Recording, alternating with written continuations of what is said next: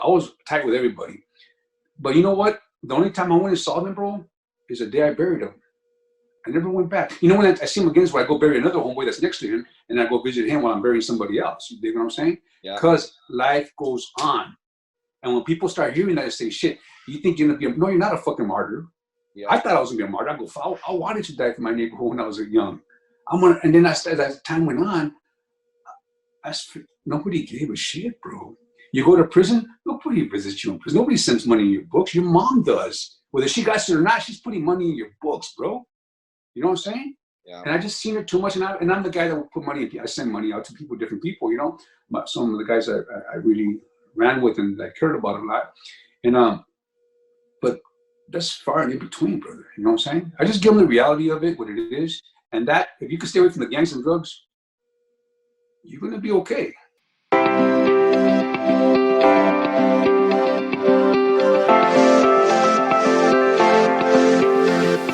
Hello and welcome to another exclusive interview by Recovery Today Magazine at recoverytodaymagazine.com, where first and foremost, we're a magazine of hope. Whether you're considering addiction recovery for yourself, a loved one, maybe you're actively in recovery a little while or a long, long time, you're going to find all kinds of information and topics related to addiction recovery, really living a happy, successful, sober life at Recovery Today. My name is Rob Handling. I'm the editor-in-chief of Recovery Today, and as usual, I've got another really, really awesome guest who I am also a fan of. He's a movie, television actor, and also either is or was a stand-up comic. I actually didn't know that. Best known for his role as Marcus Alvarez, president of the Mayans M.C. on the Sons of Anarchy, and its kick-ass show, spin-off Mayans M.C. It's also known for roles in Training Day, Venom, Bruce Almighty, and more. He's a huge advocate for troubled and at-risk youth in the court system, and the best part here, sober for 30 years, man. My guest today, Emilio Rivera. Dude, thank you so much for coming on, man. Hey, thank you for having me, bro. Proud to be here, man. I really am. Yeah, man. And thank you for doing this, man. You did? Yeah, man. It's my it's part of my therapy, man. Like it's part of my therapy, man. Like I'm so grateful that I get to connect and have conversations with interesting people about, like, I like to call it the weightier matters of life, man. I like what it's about. So I appreciate it, man. Right on, bro. Right on. Well, first off, dude, 3-0, man. That is very, very, very inspiring. What a milestone, right, brother? You know, yeah. You know, it's kind of weird though, brother. As time goes on, you know, you kind of forget about it because life is so far separated from it. You dig what I'm saying? Then once in a while, you get in a weird mode and you say, "Hey, man, I got 28 years clean. You know, can't fuck that off. You know." Then I got 29 years clean. All of a sudden, here comes 30. You dig what I'm saying, bro? So it's a lifestyle that God willing, you know, that's how it ends for me. You know, because you know what, man. High on life is the best thing. It's the best high. It don't go away. For sure. What do you think about kind of the whole, after you've done something for so long that it's like in the beginning you're trying to do something, or you're trying to be something maybe that you're saying, fuck, I'm not that. Like, you know, that's not who I am. But after you've been doing it for so long, it's like, yeah, that's who I am, man. Like, I'm sober. You like, you know, that's like, you know, I haven't drank or done drugs. It's not like something that you gave up. It's like the difference is it's like something that you are. Well, you know, the thing is bro, is if I could, I had to give it up. You know, it's me and drugs and alcohol, man. We don't mix, brother. You know, I thought we did for a while. You know what I mean? I did for about 11 years, but then I found out that no, bro, it's just a bunch of trouble, and I made a lot of mistakes. You know what I'm saying? And God, thank God that they didn't cost me my life. It almost did many times. They almost cost me a lot of my life in prison and also in the grave. And you know, I'm still here, man. And, you know, and I make the best of it. You know, that's why, you know, I speak to the at-risk kids. You know, I go to juvenile halls. I speak to schools a bunch at a time. You know, right now I just got a call. They're gonna open up a place over here where I live at, where they could have at-risk kids, show them how to ride ATVs, paintball wars. You know, they bought 200 acres, bro. So I'm gonna be a part of that board. And you know what, bro? It's because what's cool about it is that when they see me, when they talk to me, they see my uncles like that. He reminds me of my dad.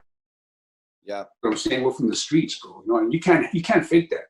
You cannot fake that. You know? What do you think about today? Like my first question usually is like ask you about your story. So I really want to get into like people know you obviously from TV and whatnot, but love to get back into that. But I don't want to forget this I was going to say, like, what are your thoughts on the kind of the epidemic, if you will, of fatherlessness or really esteemable masculine role models in the home, man? Like, you know, what do you think about kind of that? Because I see some people like you doing that is like you're feeling, you know, it's not maybe my dad beats the shit out of me or he drink, whatever it would be, or he's gone, you know? What are your thoughts on kind of that? You know, brother, you know, that's a great question. It's a mixed question, though. It's a mixed answer.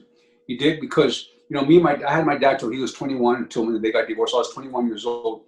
But me and my dad, you know, God bless him, I love you, Dad, you know, rest in peace. But we never had a great relationship. You think what I'm saying? We never really, and you know what, and at the end of the day, bro, is that I blamed him a lot for who I was. Yeah. But when I started figuring it all out, I was a fucked up kid, bro. You dig what I'm saying? I was not a good kid. I was not a lovable kid, you know, at a very young age. And what do you think? How come? What was it? I guess you know, just the things I saw, which I don't want to elaborate too much. You know, yeah, it's not a good. You know, it was kind of like, you know, the environment I grew up in was it was rough, bro. You know, but it was like it was normal for us because it was just rough. And and I wasn't, and I've seen people that have no fathers, but have a great mother, a strong mother, and raise pretty good kids. You dig what I'm saying? Yeah. And what I did with my kids, I totally did opposite what my dad did. You know, we used to get beat a lot, you know, but that was just back then. That was a normal, man. You know what I'm saying? You know, yeah, man. You know, back then, you know, folk, if you had ADD, it was like, and you know, and then 10 minutes later you get another one, and they kept on going till you know, you got tired of being hit, and so, you know, my other kids and to this day, so my son, I've never spanked my kids. I broke the chain a long time ago because all it did was make me a meaner person. You know, I could not hit my dad out of respect. That's how we're brought up. So I took it out on everybody else in the street. You know what I'm saying? Yeah. And I was a late bloomer. I didn't start drugs till I was 17 years old. And I didn't smoke weed or nothing? No, I went straight to heroin, you know, my first time. Oh, really? Wow. Like from nothing to heroin? I was an athlete, bro. I was a great athlete, you know, so I was always into trouble. Well, no, the first time I remember I was running track in school, right? And I was a great athlete, bro. And I was a fast runner. So my friend came up to me and goes, "Hey, bro, smoke this angel dust, bro. Make you run faster." And I'll check it out. So I did. Dude. So, bro, that was my first time, right? PCP? So, bro, yeah, hey, bro, I smoked everybody, but I couldn't stay in my lane. You know how it was and then and of course I drank a few beers here and there, but like I said, athletics was my thing. But then when I was 18, the first time I tried heroin, I OD'd, and my friends kept me alive. They kept walking me, and but I really dug it, man. You know, but I was a trash can junkie, bro. I had to be high on something every day for 11 years. You know, just that one spark, man. That one, like, try this. Then that's kind of where it just happened, kind of like that. Because it mellowed me out. Because I was a very hyper kid. I'm still a hyper guy, but now I know I was probably ADHD and all that stuff. You know, right. We didn't know back then. We all find it out like as adults. We're like, oh yeah, man. Like I ain't got ADD, man. But I could play baseball from 7 in the morning to 8 o'clock at night. You know what I mean? I wouldn't stop. You know, so that's the thing. So that's why you're so good, because that's all you do. Right. You can't stop. You know what I'm saying, bro? So whatever I was doing, whether it was fighting, hitting the bags, or whatever I was doing, I was good at it because that was like, nowadays kids are stuck in Nintendo. Well, that was our Nintendo, bro. Hitting the speed bags, the punching bags, playing baseball. You know, and then what happens was, like, when I did that heroin, it like, whoa, shit, like I felt like almost normal, like I didn't have to be moving around. You dig what I'm saying, bro? Yeah. And then you would have to shoot up some cocaine to get back up. You know what I mean? So it was, you know how it is. And then back in my time, the 70s, 80s, and I got clean in 1990. It was PCP, a lot of PCP back then. You dig what I'm saying? Heroin and PCP, it just like even each other out. You know, just to be normal. I don't think I've met one person that goes, yeah, like the first thing I ever tried was PCP. That's a different one, man. Man. That was not I think there's no gateway for me. It was just whatever was there. You did, so, you know. Were you into all sports, or is baseball your sport? Baseball and football, you know. But then in football, I made the team. But then the first game we had, you know, I was, like I said, you know, I was very chesty, you know, like you couldn't, you know, when they cheap shot at me, and so I took off my helmet. I started beating the guy. Don't ever take off your helmet in a football fight, bro. They were headbutting me. It was fucked up. You know what I'm saying? I learned my lesson. So as soon as I made the team, pretty much it was I got kicked off. But you know what? So but I played baseball pretty much all the time, bro. Did you have goals like when you're in high school and stuff like that? Were you thinking you're gonna go to college or play in the big You know thing like that? no, you know what, man? The goals was to be the, you know, it was really stupid, bro. You know, I wanted to be the biggest gang guy. You know, really weird. You know, Even in high school, yeah. And high, and then if it was either I was either going to pitch for the Dodgers or be the biggest gang guy. You know what I'm saying? And that was a. But I always was work. I always had money in my pocket because I always worked. I was always a sharp. I like, you know, we used to dress different. The gangsters dressed different back then. We used to dress very pristine, you know, as our cars. And yeah, you know, the goals were just you know the thing is this is what sucks, bro. Is that compared to now is that, you know, back then the whole thing was, okay, you get a job for the state, the city, or the government, and you get your 20 years and you get your retirement, and that's your goal. That was what you're supposed to do. That's like the big thing, to get a union job, right? And there's so much more, brother. You dig what I'm saying? You know, so I mean, I was a mechanical engineer for 14 and a half years, and it was a great gig, great paying gig, and I was a functional addict. But the thing was, I was not happy, bro. You know, I wasn't. And then when I got clean and sober, I realized I could do other things, and I gave acting a shot. And 4 years later, it worked out, bro. I never looked back. You know. So that led me into one of the questions is like, how did you get into acting? Like, when was that? How old were you and everything? I was 30 years old, bro. You know, wow. When I was clean and sober, I got clean and sober. And what it was is, see, check this out, dude. So I had to see a lot of psychiatrists. You know, I seen a lot of psychiatrists over the years to stay out of prison. You dig? You know, because I was always into anger management shit. You know, and so you got like go to jail or go to a psychiatrist type of thing. Diversion, exactly. They give you diversion programs, you know. And so I did a lot of those, you know, and I would just do what I had to do to stay out of jail. You dig? Yeah. So now I'm clean and sober, and I get my mentor Marty, and you know, he's a psychiatrist, and he goes, Emilio, can you remember what made you happy? You know, so I got like 8 months clean. I go, you know, man, I always stutter. I still stutter, but when I was a kid, I really stuttered, right? And I did a play when I was 8 years old. Rumpelstiltskin, I was the lead. And when I did that play, I didn't stutter not one time, bro. And I remember the applause, and I felt so proud of myself that I didn't stutter. I'll never forget that. He goes, then you need to be an actor. You need to do acting, because that was my happy place. No you know what I'm shit. saying? Yeah, and then what it was, bro, is that I've always acted. So you're like 30 around that time, 28? I was 30 years. I came when I was 29. I was 30 years old when I started acting. Wow, didn't you think like shit, like it's too late or something like that? That's what, you know, the people that hated on me told me that. They go, dude, you're too old to be an actor. And I go, you know, but that's what I want to do. You know, and then I'd get that shit. You know what? I'll fuck you up, bro. I mean, I can go to that part real easy. You know what I'm saying? you know what I mean? And they would just shut up. You know, but check this out, bro. Which was cool, because I was still from the, you know, random, I was gang related. So I would go, and I was already at 2 years in my acting classes and stuff, and doing my comedy. My homeboys at the park, at the handball court, they would sit down, and I would do monologues for them, bro. You know, these hardcore dudes would sit down and watch me do a monologue. I go down and say, do you believe it? Was it believable? They go, you got down, Holmes. You got down. It was cool, dude. So then I did like 20 stage productions before I did TV show. Oh, so I really trained, bro. But and what was cool is that I introduced my homeboys from the street to the theater, bro, because they would come and support me, and that was a beautiful thing, bro. You know what I'm saying? Man. Yeah, man. So, you know, things that we never saw because we're from the hood, they actually came to the theater to come and see me, and you know, I'll never forget those things, you know. So what do you think about like the kind of the addicted brain or the ADD type of brain, like being able to go like, fuck that, like I'll show you, or focus, or like outwork or work harder type of a thing? It's kind of my belief a little bit that those that are kind of, they're not like this, like we can be, you know? Right. You know, that's a very, you know, I never thought of it that way, but you're right, bro, because if you tell me no, I'm like, watch this. That's very good. That's good. I had this belief, like being an addict is that like when you're like that you're somebody that like hasn't found something to channel your energy into, you know, right. Like maybe like you're a professional NFL player or something like that, but if you wouldn't have made it, or you wouldn't have had those, like the fact that you could focus and put all your energy and attention, I kind of just feel like a lot of times addicts are people that just get lost in shit, or like they didn't really achieve their you know, their vision or their dream.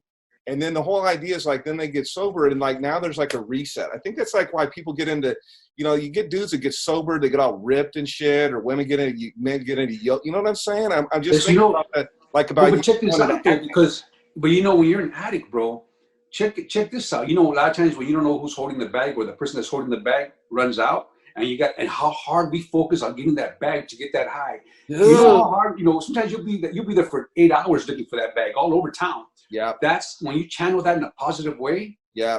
You can't lose, bro. Yeah, just like relentless, right? Like you're relentless. Exactly. And what it was, bro, is that now acting was my new high. So as much as I got to get high, I was trying to be on any stage I could.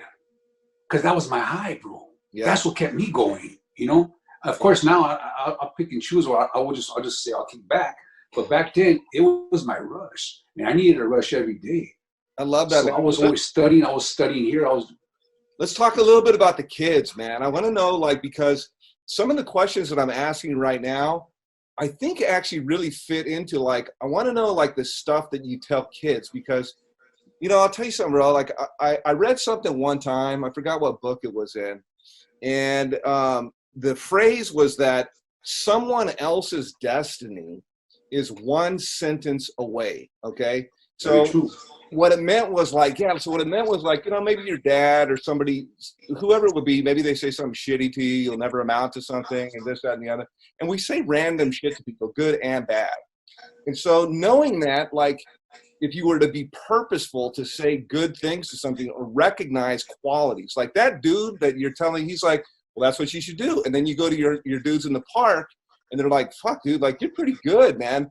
So just that encouragement is like, maybe I am. It was a story like Stevie Wonder. Somebody was going like, Stevie can listen, find the mouse in the classroom because he can hear. But so then he realized, well, shit, I got like a better ear. So what do you tell the kids? Like, is the most important things that you tell the kids he's at risk? Because they could go this way, be dead, jail, whatever. Or you could change their trajectory and send them into something really positive. Like, what's some of the main things that you learn? The main things I tell them is this, bro, is that, and it depends because I mainly speak to at-risk kids, so it's not, I'm not going to scare them. Yeah. So I just tell them the truth. Yeah. And I tell them this. I go, listen.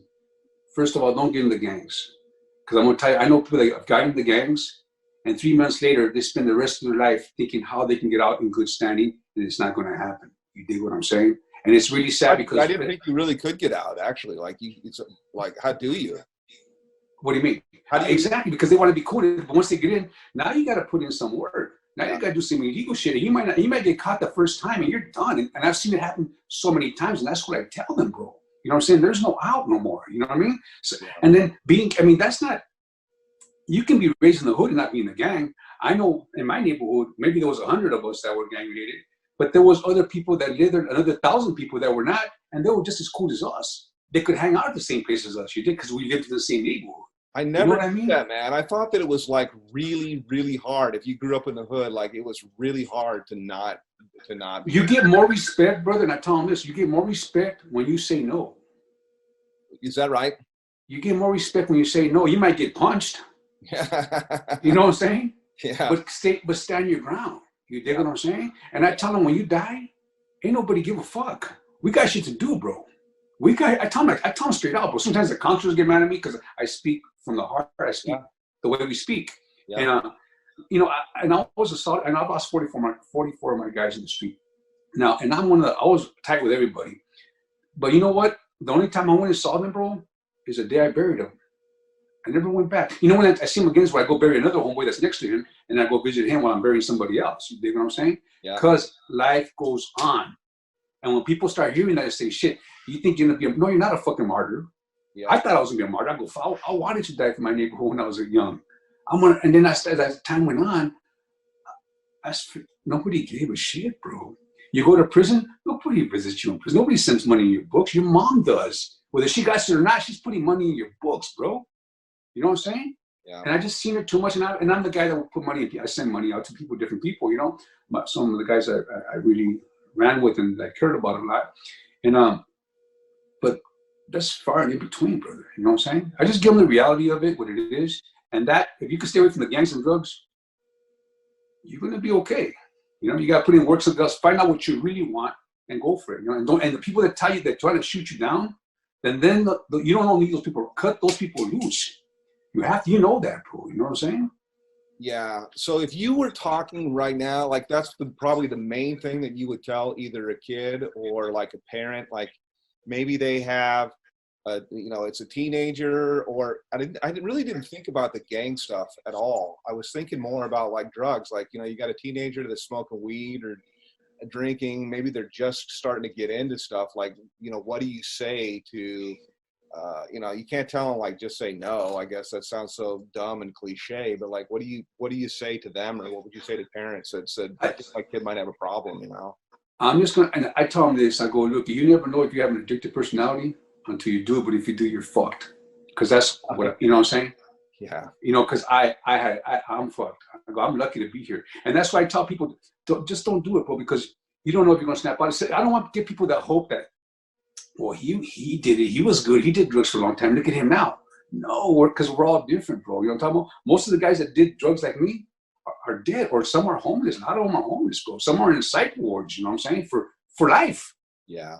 You know what I'm saying? Or that being high, that one little mistake. You know what you do? You know, how many times I've been busted for a lot of different things, and if I would have just made that right turn instead of the left, you know, you finally think about that when you're in the cell. You're going, fuck, man, I should have just went. I shouldn't have picked up that bag. Yeah. You know what I'm saying? Yeah. If I would have just done this, man, I would have stayed home. I would have done whatever. Yeah. You know what it is, bro. Yeah. How many times have you been there? You know, I have many times. You know, and here we go. You know, and so it's just I give it to them kind of hard like that, bro. Or you know what? When you get busted doing this, somebody's fucking your old lady, bro. Think about that. And they don't like to hear that, especially the young kids, bro, because they're so involved. You're in here, somebody's fucking your old lady, yeah. And when I say it like that, you can see their faces, bro. Like it changes. Like I don't want that to happen to me. Yeah. Because they're very impressionable. At that time, you know how the puppy love and shit. It's deep. You know what I'm saying? Yeah. And whatever it takes to say, what it's going to say to sidetrack them, I say it, bro. I just be with it, you know. That's pretty wild, man. So that's pretty deep. So it's real. But it's real. Yeah. You know it. Yeah. And I've seen it. So starting out like acting at 30, how did you manage? I mean, I'm wondering also, like, did you already ride?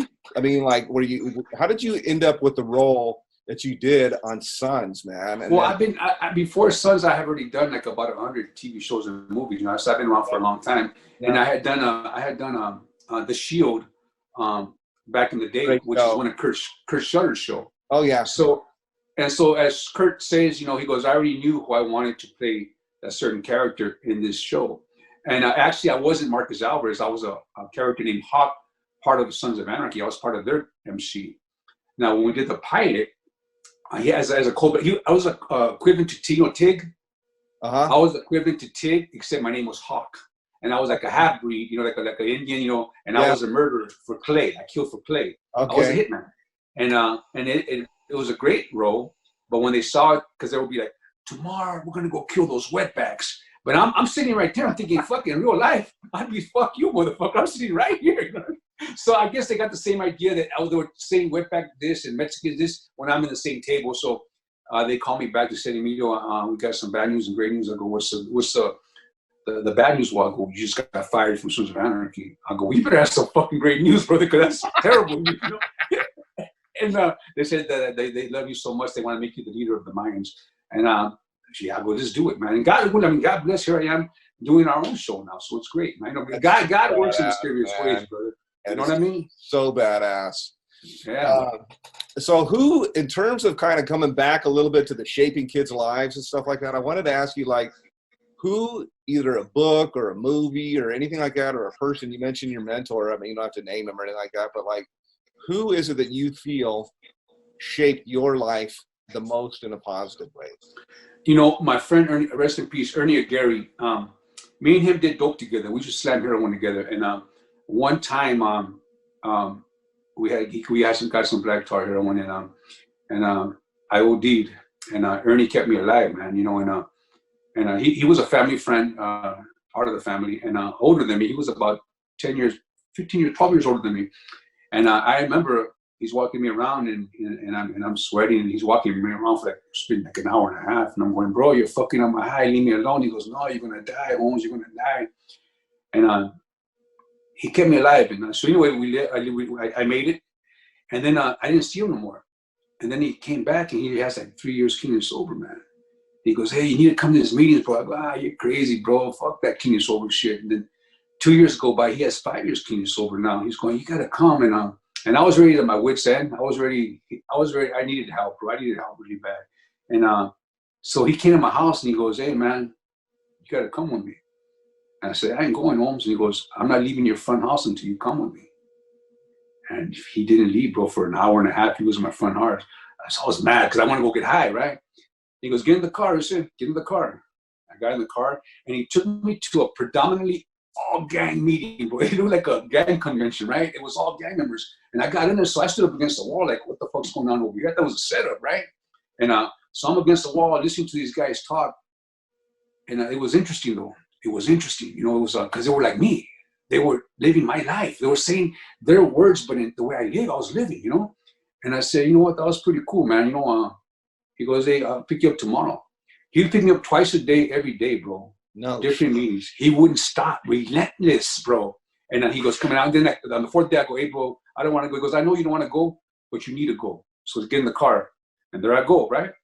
And then after a while, after about the second week, I was detoxing at the same time. I did everything at home because I still had a job. I still had a job to go to. So my detox took a little bit longer because I was kicking everything, bro. You dig? And you didn't go to rehab or no kind of nothing. Oh no, and that's the way. And that's the way he did it. He said, "You have to do it cold turkey, bro. Fuck this whining methadone shit. Cold turkey. That's bro. He was hardcore. Ernie, I love you, bro. They call him Crazy Ernie, bro. So check this out. That is gnarly, dude. That is hard shit. No, but believe me, in my house there was holes in every fucking wall because I was punching every fucking wall that I could see. You know what I'm saying? And it was better than punching somebody, though, right? Mm-hmm. And then so then it's time to ask for a sponsor, right? And nobody wanted to sponsor me, bro. Because like my who I was, my aura, you know, my fucking aura. I didn't know what it was, right? And they said they wouldn't even talk to me. They would say to him, tell me that he's going to be too much problems, man. So, and I wasn't used to nobody telling me no because when I was doing my thing, I would just take what I wanted. I was like kind of, you know, nobody told me no out of fear. And so now they're telling me no, and I'm thinking, who the fuck are you telling me no? Because now I started getting that anger shit, you know what I'm saying? But I'm clean now, and I'm trying to do this. I'm trying to, because like I said, I'm at wit's end. And you know what? So I did this test by myself, brother. You know, because I was out of my, how do you say, my pride. I wasn't going to ask nobody no more. You dig? I'm a very prideful guy. You dig? So I just got the book and I did it on my own, you know. And of course, Ernie was always there for questions. If I ever need to call Ernie for anything, bro, even when I had 20 years clean and sober, I could call Ernie and say, Ernie, hey, what about this? And because he was hardcore. He was really like, see, Ernie has his newbies. Yeah. They say, Ernie, I got a job, bro. And he'd be like, well, you should have a job. Fucker, you're 40 years old. You know what I'm saying? You know, he was that guy, you know what I'm saying? Like just straight out, bro. You know, and guys like us, that's what we need, bro. We can't be sugarcoating shit, bro. You dig what I'm saying? Yeah, man, I get it. And you know, you only got room for like one or two, maybe at most, people like that in your life, man. You know, people talk about like all the friends that they have, but like you only got room in your life to have like deep, meaningful relationships with just a handful of people, man. You know. And especially when it's somebody that you actually ran the streets with, and then he becomes clean, and you see how his life has changed. You know what I mean? And he comes, and he's not selfish. He wants to change yours. You know what I'm saying? And I remember when he had, I think, 20 years clean and sober. We had his NA convention. It was like 6,000 people, man. And I went and spoke to. I went and introduced him, and it was a beautiful thing, man. You know what I'm saying? It's beautiful. I love that, man. It leads me to a question I like to ask a little bit. Is like, what do you think? What do you think our mission is here? Like, what's our purpose here in life, man? Our purpose is to help each other, man. Help out your fellow man. You have no animosity towards nobody. You know, always, and this is the deal, and which I've always been, is that I'm always pulling for everybody. Black, brown, white, blue. I don't give a fuck. I want everybody to do good, bro. You know what I'm saying? Yeah. And we see, and that's what is help your fellow. That is help your fellow. do unto others the way you want to do to you. That's sure, all man. it is, bro. If we could all do that, bro, we'd be fucking great, bro. You did? Totally, 100%, man. Yeah, it's exactly. I don't give a shit who you are as long as you're Right. cool and you want to, and you're going to be of service and value to other people, man. Uplifting, like that's all that I really care about, man. Fuck the color, bro. It's the heart. You dig It's what the I'm saying? heart, dude. It's the heart, man. You know? It's completely the heart. And the reason I asked that question was, I've mentioned this a few times because it's kind of like one of my core things that I remind myself. I asked somebody one time. It was actually my older brother, and he's pretty smart. And I asked him that same question, and he sent me back a text. So I always try to give him credit on. He sent me back a text. He said, "The purpose of life is to give confidence to others." And the thing is, isn't that badass? So I was like, what the That's badass. Yeah. When I read that, I was like, what the fuck? It wasn't like, I mean, I expected I was going to get like, it was going to take hours for it. It came back like that. And I was like, what the fuck was that mean? So then I started really thinking about it. And I realized that this is kind of what, when you're talking about like this guy and even who you are, is the only way, and going to that meeting, like the only way that you can give confidence to somebody is you've done their shit. And made it through the other side. So like you go to a meeting with you got a dude that you ran with that like he was the only guy that could reach you. There's people, of course, that only you could reach, man. And that was not afraid of me. You dig what I'm saying? Yeah, man. You know, and another great word would be that, because I'll never forget it. Encouragement. You dig? You needed all you needed was a little encouragement. You know, I remember I saw a movie a long time ago called The Orphans, and Matthew Modine, Albert Finney, he's tied. They kidnapped this guy, right? And this kid, all he wanted was a father. And he's tied up, but he still hugs the kid that kidnapped him. And then the kid starts crying. He goes, all he needed was encouragement. You know, it's a great scene. So badass, man. You know? Totally, man. So one of the questions I wrote down, because I kind of already figured you'd go off on a little bit, is what role is family to you today in your sobriety, man? And you know, maybe if somebody doesn't have like an ideal family or they're looking to make one, but like, for you, like what role is family, man? I know you got a great kid. You see him in all over your social and whatnot like that. You know, can you repeat that question? Like I'm having a hard time understanding that question. I was saying, like, what role for you is your family in your sobriety, man? Like, oh, brother, the role for my bro is you know, if God took me tomorrow, I'd be okay because I'm not supposed to be here. I've seen so much of the most beautiful things that people will never see because of what I do for a living. I have been blessed with it, but I'm here for my family. You know, it's not about me no more, bro. I stay. I mean, of course, I don't want to be out there doing stuff, but I stay clean, and I try to be the best man I can be for my wife and my boy, and my 5 dogs. I got 5 dogs, you know, and because I don't want to let them down. You know, I don't, bro. I really, really don't. It would break my heart. Yeah. Of course, it would break theirs, but the next day it would break their heart. So I don't want them ever see me in a bad way like that. You know, no, bro. It's they're my life. They're my life, bro. Yeah, it's really. I think it. At first, maybe we were talking about this before we recorded. You're saying, you know, it's got to start with yourself first. Like, always. I'm going to die. I'm going to go to jail. You know, I've known other people, etc. But then after it's a while that it becomes beyond you. And, right. I like being a dad, you know, most of the time, I could probably say. I mean, I like being a dad. I like kind of the whole idea of having a captive audience to teach and to pass on and inspire and do these kind of things on. Well, as you get older, I'm 59 years old now, brother. And the thing is, as you get older, you start realizing you don't need as much as you thought you need. What you need is love, and you need to give love. You know, and I got that. I got so much of that. I am so, you know. When my wife is not loving me, my boy is loving me. My boy hugs me at least 5, 6, 8 times a day. He just comes up, and it's more of a chokehold, which I love. That's how I hug him. It's like a. You call it the Rock, man. You call him the Rock, man. Because he is my rock. His name is Rock, but that's my rock, and he's the one that keeps me. I look at him, and he keeps me young, man. He keeps me like I gotta be on my P's and Q's. I gotta be on my toes. You dig? I got too much to teach him, bro. I got too much to teach him. You know. And it ain't what you say; it's what you do, too, man. Exactly. You know, and you know, it's really a trip, man. Is you know, because of this pandemic, we've been able to have dinner every night every night on the table, so we get to talk a lot. And so I told him, I go, do you have how do you like your life? He goes, Dad, I have a great life. I go, what don't you like about your life? It's very, I just wanted to see, because I want to see where he's at. And he goes, you know, the only thing I don't like is that if I were to lose you and Mama Yadi, I wouldn't know how to take care of myself. I don't know a lot of things. So from then on, anything I do on the house, bro, it can be anything. He's living right now, wrenching, doing anything. It's so beautiful. You know what I'm saying? And I never thought of that. Tire, knows how to change a tire, right? Knows how to turn a wrench. How to jump a car. You know what I'm saying? Yeah. You know what I'm saying? And he knows how to take off my seats on my Harleys, how to keep a tender on them, you know, so they don't lose a bat, you know. So now, which is, it's because we learned that stuff at a very young age back in my time, you know. Yep. And now, you know, because, you know, the kids now generation is more the, you know, that how they call it, they're just into the computers and stuff. And now he's actually getting his hands dirty, and I love it, bro, you know. Yeah. You know, I was just telling my wife the other day, I like to fix shit around the house and whatnot like that. And I said, you know, some of it is dumb because I could spend hours doing something I could just pay somebody to do, and I could make money doing something else, you know. But I'm like, you know, there's something about actually being self-sufficient and capable and able.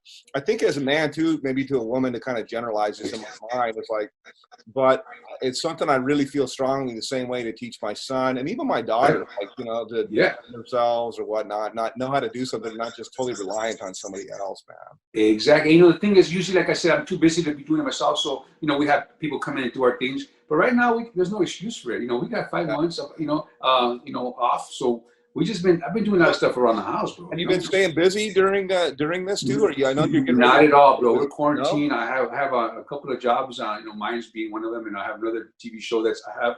And but until everything gets said and done, you know, as far as being safe, we can't go back to it. So I've been off of work for 5 months, brother. You know what I mean? And we've been locked up. We've been going by the rules. Once in a while, we like twice a week we go out to, you know, there's a place out here we like to eat in LA, and you know it's very, you know, social distancing and all that stuff. The thing is this, bro. If my son got sick and they wouldn't let me in the hospital, that would be a problem. You dig what I'm saying? You know, because me and my boy, that's my heart. Like I said, if they wouldn't say you cannot come in, or I'm coming in. You know what I'm saying? It's that kind of bullshit, and I don't want that to happen. So I'd rather just stay safe and not have no problems. You know what I'm saying, brother? Well, you know, it's your treasure, dude. And as like I told my daughter a long time ago, man, I tell my kids, I go from when they're little, I go, it's not just I'm saying like, you know about this, that, and the other. Like, I think of you like treasure, you're valuable. So somebody else can steal you or something because you're valuable to somebody else. But I just have always framed it like, you're my treasure, man. So I get that, man. You want to protect your treasure, dude. I can replace everything but my wife, my boy, and my dogs, bro. You know, everything else is replaceable but that we did. You know? Well, my last question is there anything in sobriety that's kind of difficult for you, or that now, like, it's kind of a silly question because you've been sober for so many years, but like, is there anything that like, is there any part that's like the hardest part? I mean, you know, bro, the thing is, you know, for me, it's really weird because, you know, I can be around people who drink wine, beer, whiskey, because even though I could do a lot of that, that was not my main thing. You know, the only thing I remember when I used to have people come to my house, you know, before I lived here, before I used to, you know, be more open and still clean, you could drink all you want. Even when I have parties here, people, you know, drink. I buy, you know, whatever you want to drink. But the 2 rules were this: you cannot do heroin in front of me, and you cannot smoke crack, because those 2 things were like, that was set me aside. Even when I watch movies or, you know, on TV, and they really get graphic, it brings me back, brother. You know what I'm saying? So I know I cannot see that in person. It's pretty graphic, man. Pretty graphic. And the thing is, you know, and then. And especially, you know what it is, it's just, you know, I don't know what your drug choice was, but you know, the burning of the spoon, you know, that shit brings back memories. And I don't want to smell that shit, bro. You dig what I'm saying? Because there's a certain smell to everything. You know, burning coke, burning shit. You know, so just as long as I'm away from that, it's pretty fucking easy, bro. You dig what I'm saying? Because everything else isn't really. It wasn't a thing. It was just it was the drugs that really got to me. You know.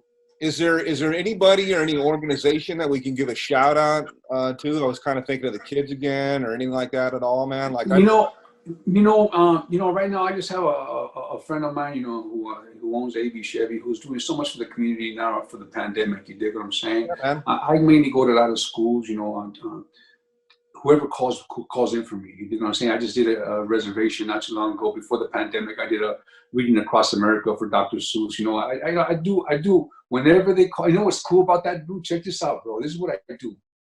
What I do is, instead of going out there and read, I'll get the kid that looks like the most shyest kid in the classroom, and I'll bring them right next to me, because all they need is a little encouragement. And you know what, bro? They read, and it's so beautiful, because I'll read the first page and they read the next, and just being next to me, they get pumped up. And you know what? That's what it's all about, brother. You know what I'm saying? A little encouragement, man. I think maybe that is all that it's about, man. I think that a little encouragement may be like the cornerstone, like the key for everything. Just a little encouragement, man. Well, see, a lot of times we don't get hugged. See, I always wanted just to be hugged by my dad, bro. And he wasn't that type of guy. He did. And it's not that he just didn't. I'm not saying he didn't love me. It's just, he just had a different way of showing. He comes from a different time, you know? Different day, man. So, you know, so now I just make sure that you gotta hug them kids. Hug your wife, hug your boy, hug your dogs, bro. Because you know what? It's a good feeling. When you get hugged, doesn't it feel good? Hell yeah, man. You know, there's all kinds of science studies that it lights up shit in your brain, you know. So yeah, man, it's good stuff, man. It's good medicine, dude. Really good medicine. It is the best, bro. It's the best. You can't buy love. So when you get it, embrace it, bro. You did? Love that, man. Right on. Well, that is a killer note to bring it in for a landing, dude. I want to tell you thank you again. You know, like I said, I was already a big fan professionally, but like getting to know you and spend a few minutes personally, it's really an honor, man. I'm really dude. If you ever come down to LA, you and your wife, you hit me up. I'll have my wife cook us a badass dinner. We'll go on the balcony and smoke a cigar and fucking have a fucking Red Bull or fucking water, okay, brother? You got it, man. And we'll talk about it, man. We'll talk about it. I'm gonna take you up on that, man. I do that, man. You got it. All right, everybody. This has been another exclusive interview by Recovery Today. We got this has just been really awesome with Emilio Rivera, and check us out. Get down to the Chevy dealership here too. We'll put that in the feature. So thanks, everybody. AB Chevy, bro. AB Chevy. AB Chevy. We're gonna put it right in the feature, man. You can click right through, whatever. Check it out. Call them. Oh, thank you, man. That's very cool of you. Sure, bro. For sure.